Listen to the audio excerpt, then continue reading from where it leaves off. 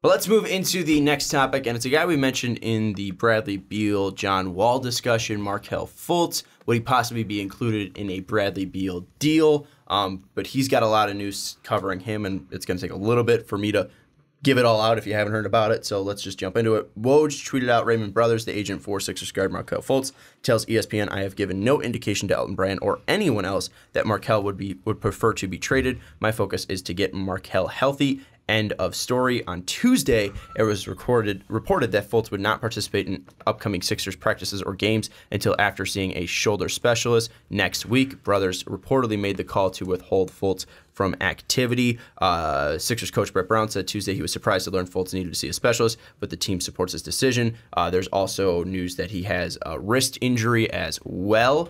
And we just have a lot going on. The Sixers also said they've seen 3 doctors, or have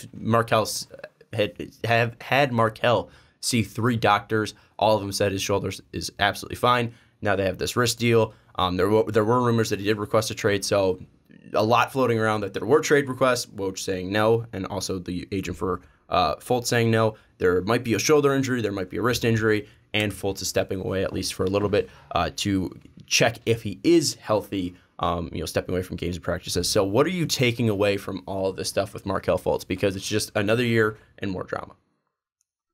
He's a bust. At this point, that's what I'm like.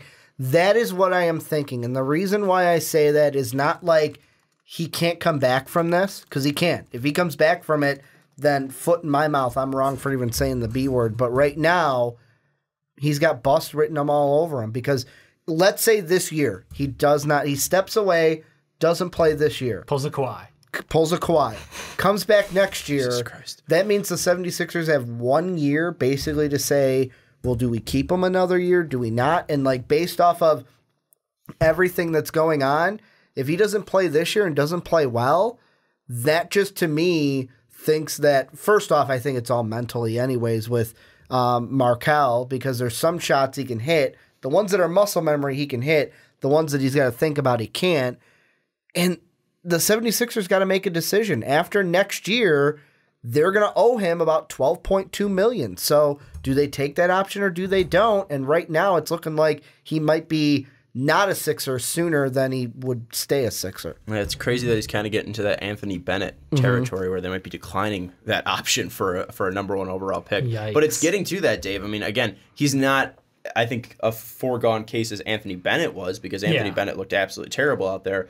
Fultz, we still have some hope. Yeah, some people do. Other aspects of his game are good. Yeah, I mean, he can still it's not, play D. He could still drive, but he's a decent facilitator. The problem is it's just, you can't have another point guard who can't shoot on that team. That role's already taken. So it really puts the Sixers in a rough position. I don't want to call him a bust yet.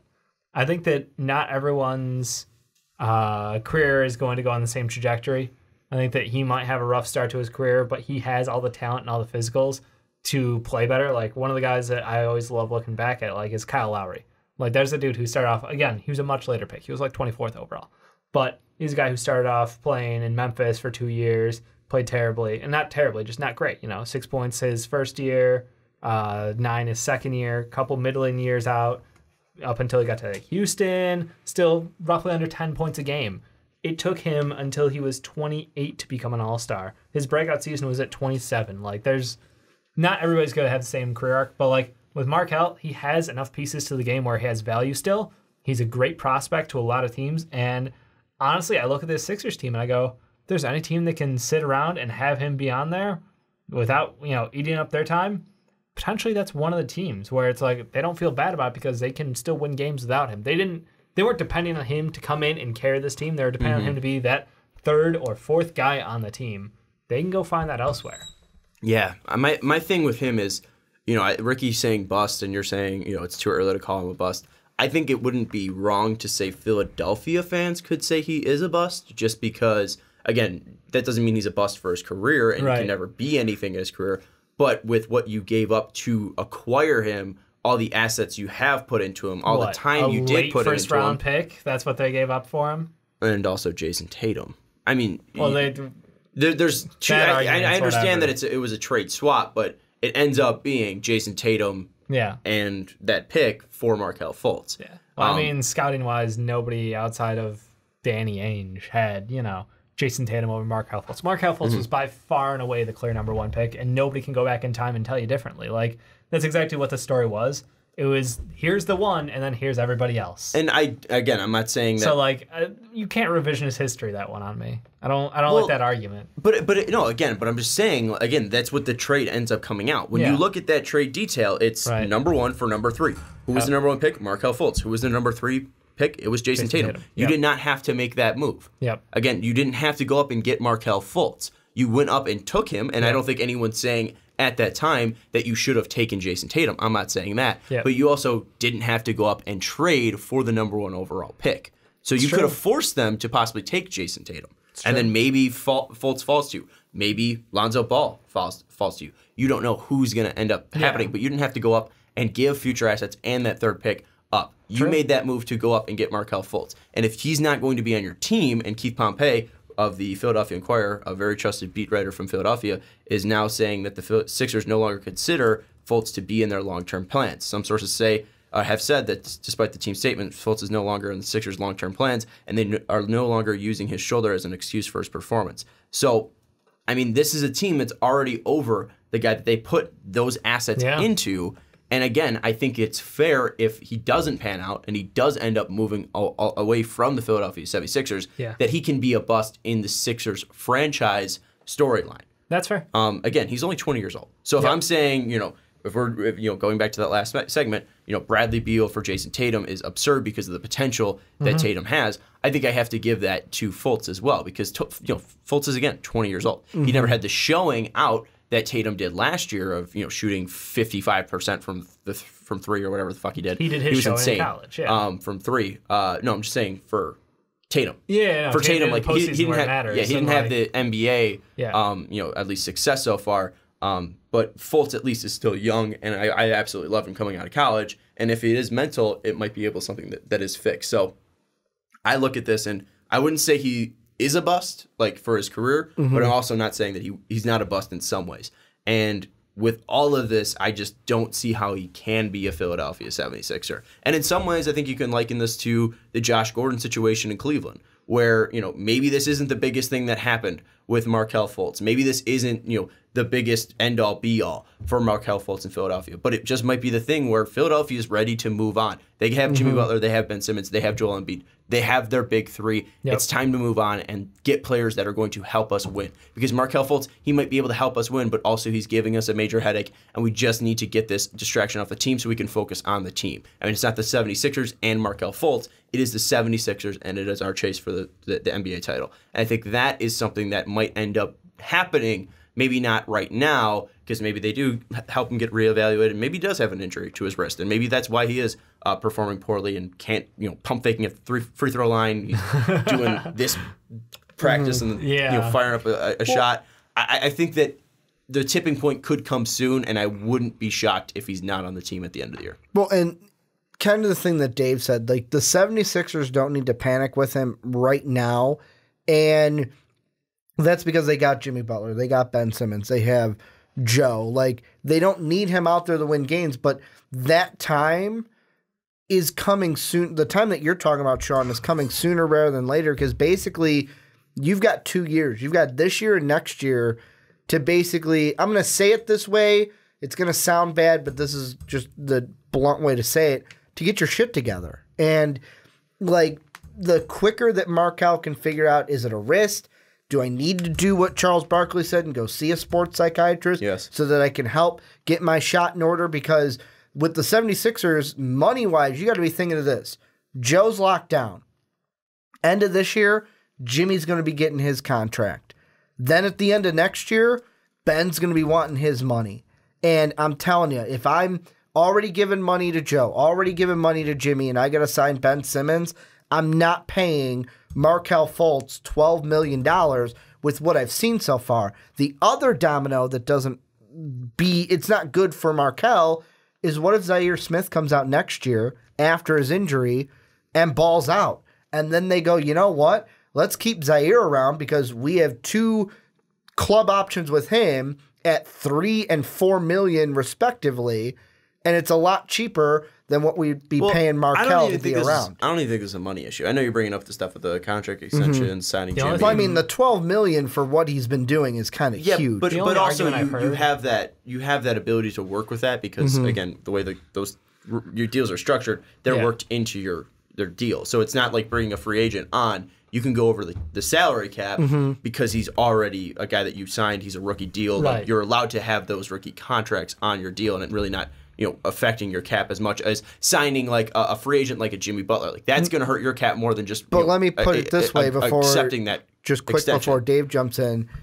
If that's the case, like it is, then I would decline that because of what Markelle has done, and I would give that $12 million to a free agent that could help my team win. Why? Here, the thing is like, why would you just cut ties altogether when you could get something from another team? Because you might be sick of them, but you still have a former number one overall pick who's 20 years old. If they get to that point, if I can trade him beforehand, I trade him beforehand. Well, I don't think he's untradeable. No, like I don't think right I'm now not the state saying that he he is is either. healthy or not, he's untradeable. I don't think there's going to be anything in this next year that's going to make him untradeable unless he starts saying like a ton of racist shit or something like that. Like unless he starts to be a literal cancer. I'm just saying if they on and get off to the court, that point, which I don't think is going to happen.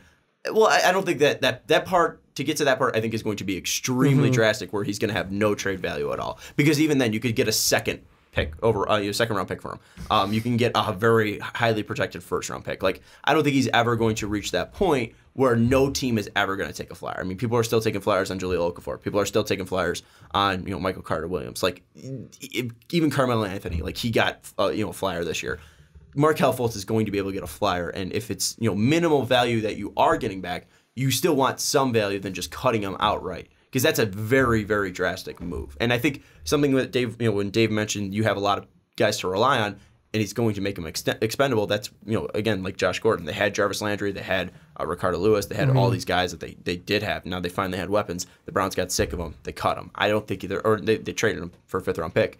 But I don't think I think that's going to be more of the situation that they'll try to find some value in the trade market than just cut them outright. But I think that time is coming soon, and I would be again shocked if he is on this team past the trade deadline, because if he is injured, the moment I think he comes back, I think they start taking feelers, and maybe they try to acquire a Bradley Beal by using him as a centerpiece. But even then, if he is injured, why would the Wizards even want to take that on? Because if this kid's struggling, you have to put more time and effort into it. You could possibly be getting more for Bradley Beal in different ways. It depends on what you see. Like, people value shit differently. I mean, I look at this Sixers team and I say, well, the only argument I've heard to match along with Ricky as far as money is concerned is that they would be able to add another like $30 million contract onto this team next year if they moved his contract for something that's off the books at the end of this year, a la a Trevor Ariza.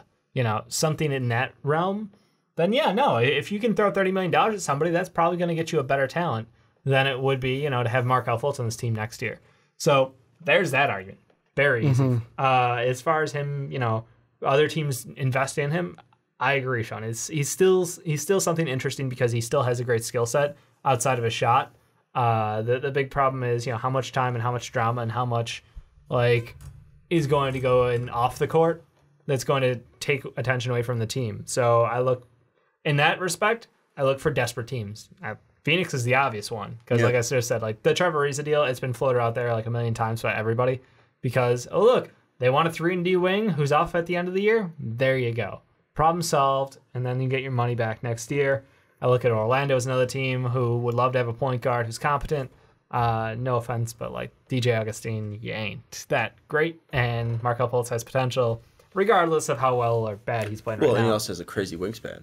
So clearly, that front office for Orlando is going to love it. Milwaukee, get all over this shit. Like, where are you at? Well, that's Hammond of the Bucks went to the Magic, exactly. so now they become wingspan, team wingspan.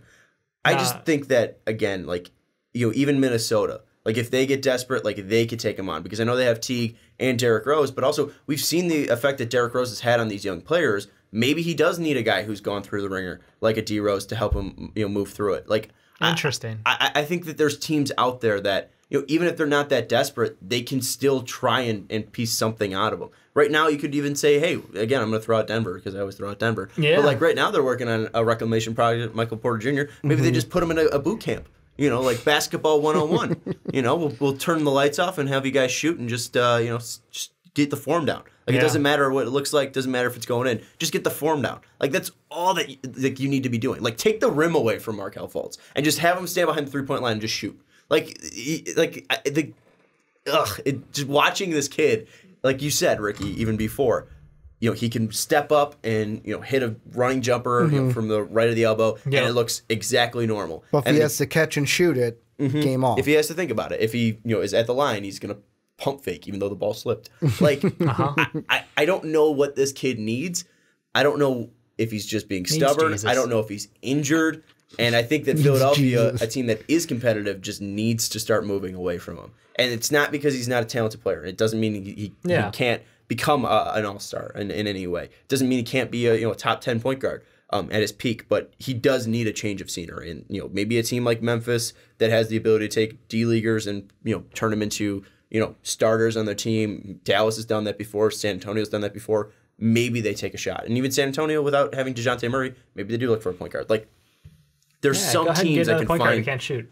There's some teams that can find potential in his value. I mean, DeJounte Murray can't shoot. Yeah. He's pretty good. He's all. Hey, What is he, defense. second team defense? Yeah. Jesus Christ. I don't think Markelle is that good defense, but there's value there, and I agree, Sean. I think that he will get moved. His drama and trauma with the Sixers organization has gone on too long, and it just there's going to be value for them.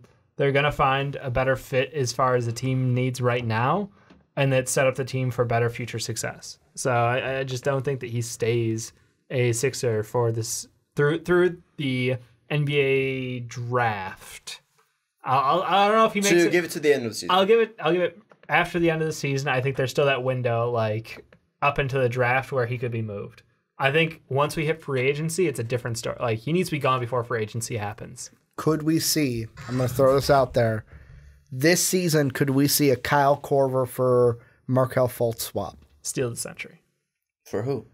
That's it. Kyle Korver for Markelle he Fultz? said You steal a think- century. You So I think said the for Cavs who? giving up a 37-year-old Kyle Korver for a 20-year-old Markelle Hey, Fultz? Kyle Korver could mean a ring for Philly. We don't know.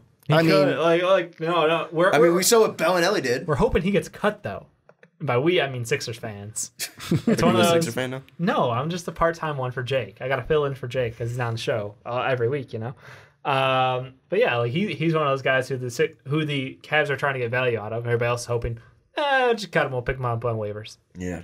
I don't know. Like, I feel bad for the kid, and we don't know what he's going through. We don't know if he's actually injured or not.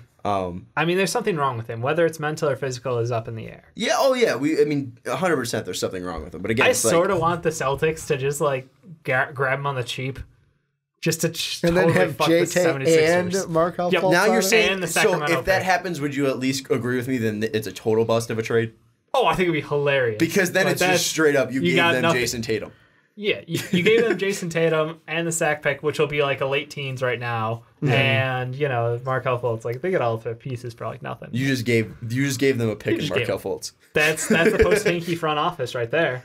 Oh man, I feel bad for the kid, and I feel Oh my bad God, for I feel Philadelphia terrible for fans him. because it's not like they're rooting against him. They're just getting sick of him being bad at basketball. Yeah. Like, and again, like he has some flashes, but consistently it's not there. And I don't know what he needs. And you keep bringing up, Barkley says he needs a sports psychiatrist, but He's I not don't the know first to if, suggest it, and he won't be the last. I don't know if that's redeemable, like his shot.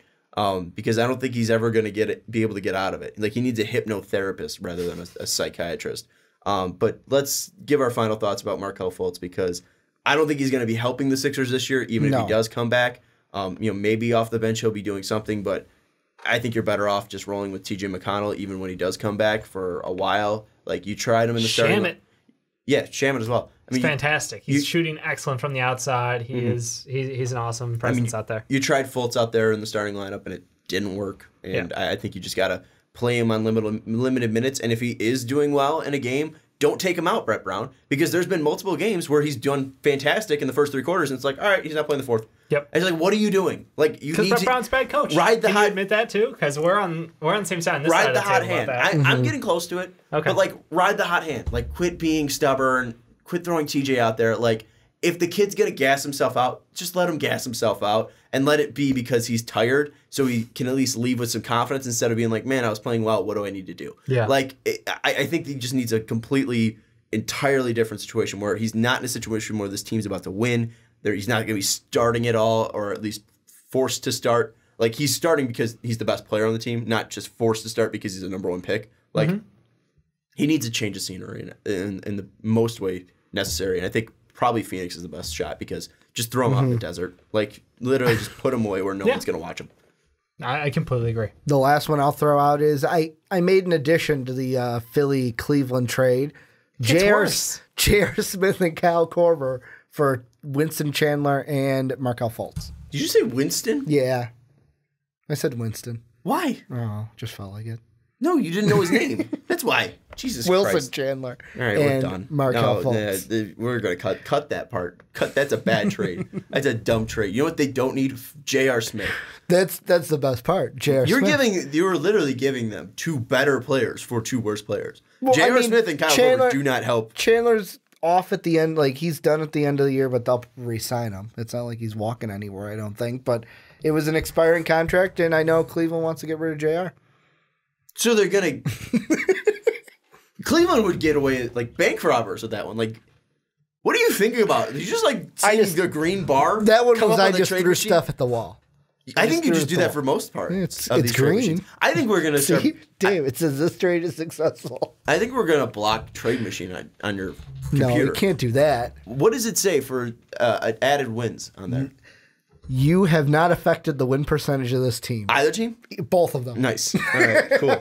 I mean, Wilson hasn't played much because he's been injured. And neither has Markelle. And neither is JR because he's just sick of this team. But let us know what you think about Markelle Fultz down in the comments below.